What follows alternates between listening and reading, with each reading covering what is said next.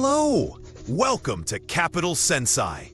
Today, we're going to unlock the wisdom of a true investing legend, Stephen Jarislowsky, by diving deep into his fantastic book, The Investment Zoo. We'll explore his powerful metaphor of the investment world as a wild and unpredictable zoo, filled with different kinds of animals. We'll identify the dangerous predators you must avoid, the harmless but unhelpful creatures, and the strong, reliable allies that can help you build lasting wealth. This isn't just a book summary, it's a field guide to navigating the complex jungle of modern finance. We try to answer as many questions as we can right there in the comments section. So, as we go through this, if you have any doubts, or if you've had your own encounters with some of the animals we're about to discuss, please share your story. Your experiences help everyone learn and build a smarter, safer community of investors. Let's start with the man himself. Who is Stephen Jarislowsky? Think of him as one of Canada's answers to Warren Buffett, a billionaire investor and philanthropist who built his fortune not through wild speculation, but through a disciplined, patient, and deeply thoughtful approach to owning businesses. He founded the firm Jarislowsky Fraser, which became a giant in the investment world, managing billions of dollars for pensions, foundations, and individuals. His philosophy is all about long-term, conservative, quality-focused investing. When a man with that kind of track record shares his secrets, it pays to listen. The central idea of his book is brilliant in its simplicity. He compares the entire investment landscape to a zoo. In this zoo, you have all sorts of creatures. There are the dangerous predators, like sharks and hyenas, waiting to take a bite out of your savings. There are the big, gentle giants, the elephants, who are steady and reliable. And then there are the zookeepers, the people in charge of the whole operation. That zookeeper, my friend, is you. You are the one responsible for your own financial well-being, and it's your job to understand the nature of every animal in your care. So let's begin our tour of this investment zoo. The first and most important role belongs to you, the zookeeper. This is the individual investor. Jarislowsky's message is one of empowerment. You cannot abdicate your responsibility. You can't just hand your money over to someone and hope for the best without understanding what's happening. A good zookeeper is knowledgeable, diligent, and always a little bit skeptical.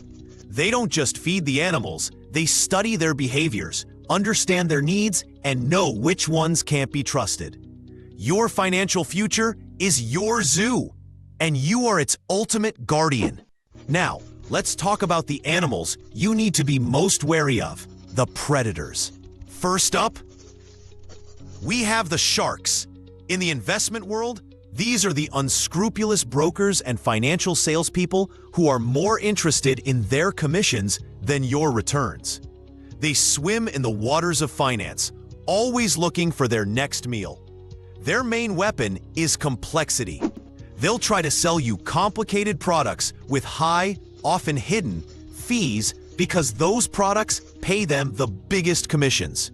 They thrive on activity, encouraging you to buy and sell frequently, a practice known as churning, because every transaction generates a fee for them, whether you make money or not.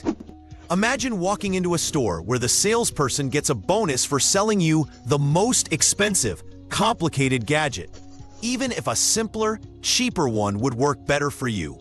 That's the shark. A key concept here is fiduciary duty. A true fiduciary is legally obligated to act in your best interest. Many brokers are not. Their only obligation is to recommend a suitable product, which is a much lower bar. The shark's advice is always tainted by this conflict of interest. Always ask a financial professional how they get paid. If their income depends on selling you specific products, you might be talking to a shark. Next on our predator list are the hyenas. Hyenas are scavengers and pack hunters, known for their unsettling laugh. In the investment zoo, these are the promoters of get-rich-quick schemes, penny stocks, and speculative manias. They create a lot of noise and excitement to lure in unsuspecting investors. They'll whisper stories of a tiny, unknown company that's about to discover a cure for cancer or a revolutionary new technology. They use online forums, social media, and high-pressure tactics to create a frenzy. This is the classic pump-and-dump scheme. Here's how it works. The hyenas buy a ton of shares in a worthless penny stock for fractions of a cent. Then they start the pump, spreading fake news and hype to drive the price up. The sheep, who we'll meet later, see the price rising and jump in, afraid of missing out. Once the price is high enough, the hyenas dump all of their shares, making a massive profit and causing the stock to crash back to zero. They leave a trail of financial carnage behind them. Just like a pack of hyenas leaving a carcass, be incredibly skeptical of anyone promising guaranteed astronomical returns. Our final major predator is the vulture. Vultures circle from above, waiting for something to die so they can feast. In the investment world, vultures are incompetent or unethical corporate executives and board members. This is where Jarislowsky puts a huge emphasis on something called corporate governance. It's a fancy term for a simple idea. How is a company run? And is it run for the benefit of shareholders or for the benefit of the people in charge? Vulture executives treat the company like their personal piggy bank. They pay themselves obscene salaries and bonuses that have no connection to performance. They might use the company jet for lavish vacations or approve mergers that benefit them personally but destroy shareholder value. They load up the company with debt to finance risky projects, knowing that if it works, their stock options will be worth a fortune. And if it fails, they'll be protected by a massive severance package, a golden parachute. When you invest in a company, you are a part owner. You need to make sure the people running it, the management, are working for you, not just for themselves. The vultures are a reminder that the danger isn't always outside the company. Sometimes it's right at the top. Now, not every animal in the zoo is a bloodthirsty predator. Some are just unhelpful. Let's move on to the herbivores. First, we have the sheep. The sheep represent the herd mentality in investing. These are the investors who don't do their own research and simply follow the crowd. When a stock or an asset class is hot and everyone is talking about it, the sheep pile in at the top, buying high out of a fear of missing out, or FOMO. Then, when the market panics and prices crash, they are the first to sell, locking in their losses. They are driven by emotion, greed on the way up, and fear on the way down. Think about the dot-com bubble in the late 1990s. People were quitting their jobs to day trade stocks of companies with no profits and no real business plan, just because everyone else was doing it and getting rich. They were a herd of sheep, and when the crash came, they ran right off the financial cliff together. To avoid being a sheep, you must learn to think independently. When everyone is euphoric, be cautious. When everyone is terrified, it might be time to be brave, provided you've done your homework. Another harmless but self-sabotaging animal is the ostrich. You know the myth about ostriches burying their head in the sand when they sense danger? That's exactly what ostrich investors do. They set up their portfolio and then refuse to look at it, especially when the market is going down. They don't open their account statements. They don't rebalance. They just ignore the problem and hope it goes away. This is a strategy born of fear and avoidance. While you shouldn't panic sell, you also can't just ignore your investments. Ignoring your portfolio is like ignoring a strange noise your car is making. It might be nothing, or it might be a sign that the engine is about to explode. By not looking, you miss opportunities to buy good assets when they are cheap. You fail to cut your losses on a bad investment that is only going to get worse. And you don't rebalance, which means your asset allocation can get dangerously out of whack. A good zookeeper regularly checks on all their animals. They don't just hide in the office and hope for the best. Finally, in this category, we have the peacocks. Peacocks are beautiful birds that strut around, displaying their impressive feathers to attract attention. In the investment zoo, these are the financial pundits, the market gurus, the talking heads on television and social media. They speak with absolute certainty, making bold predictions about where the market is headed next week, next month, or next year. They look and sound impressive, just like a peacock's tail. But here's the secret. Most of them have no idea what they're talking about. Their job is not to make you money. Their job is to get viewers and clicks. They are in the entertainment business. The financial media thrives on noise, drama, and definitive-sounding predictions. But study after study has shown that the vast majority of these expert predictions are no better than a coin flip. Jarislowsky, like Buffett, advises us to ignore the noise. Tune out the peacocks. Real investing is a long-term, patient process. It's boring, and boring doesn't make for good television. Okay, so we've seen the predators and the clueless herbivores. It all sounds a bit scary, doesn't it? But don't worry, the zoo also has powerful allies who can help you succeed.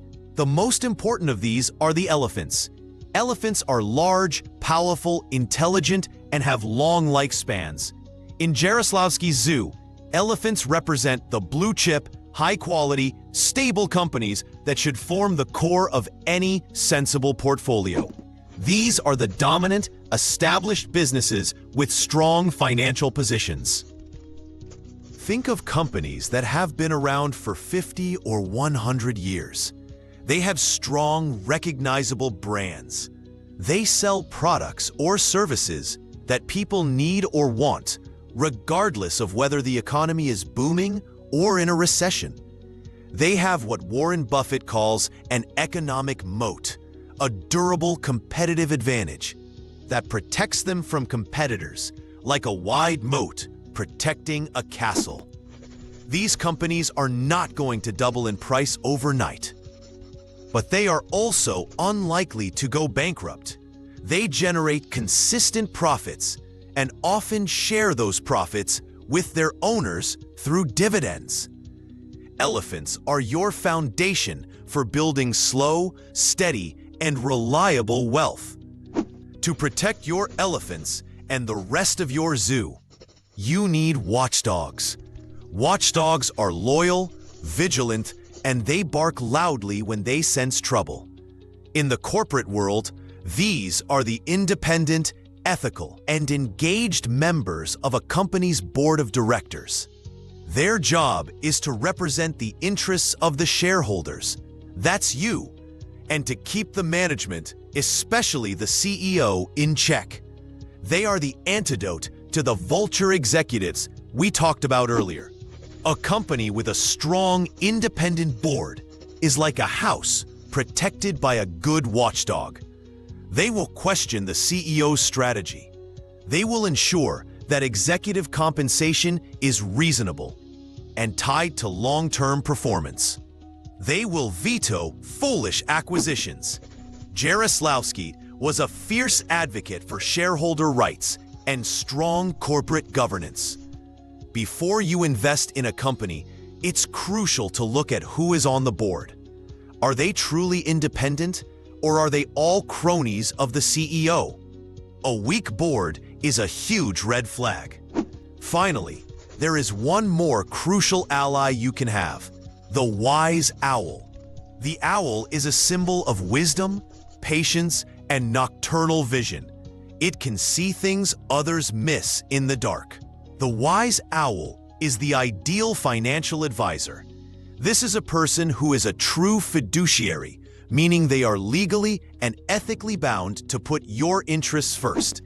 They are transparent about their fees, which are often a simple percentage of the assets they manage, not commissions for selling you products. The wise owl shares your long-term philosophy. They don't call you with hot stock tips. Instead, they help you build a sound financial plan.